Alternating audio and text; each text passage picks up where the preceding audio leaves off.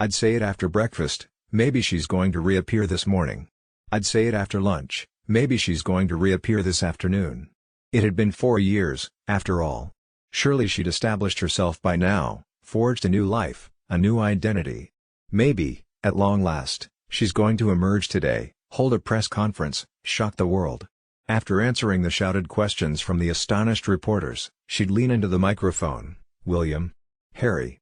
If you can hear me, come to me." At night I had the most elaborate dreams. They were essentially the same, though the scenarios and costumes were slightly different.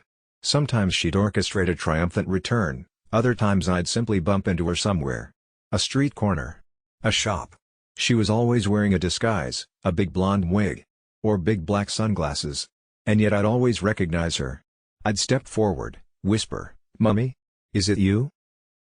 Before she could answer, before I could find out where she'd been, why she hadn't come back, I'd snap awake. I'd look around the room, feeling the crushing disappointment. Only a dream. Again. But then I'd tell myself, maybe that means, today's the day? I was like those religious fanatics who believe the world will end on such and such a date. And when the date passes uneventfully, their faith remains undaunted. I must have misread the signs. Or the calendar. I suppose I knew the truth deep in my heart. The illusion of Mummy hiding, preparing to return, was never so real that it could blot out reality entirely. But it blotted it out enough that I was able to postpone the bulk of my grief.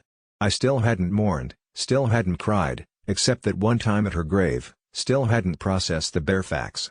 Part of my brain knew, but part of it was wholly insulated, and the division between those two parts kept the parliament of my consciousness divided, polarized, gridlocked. Just as I wanted it.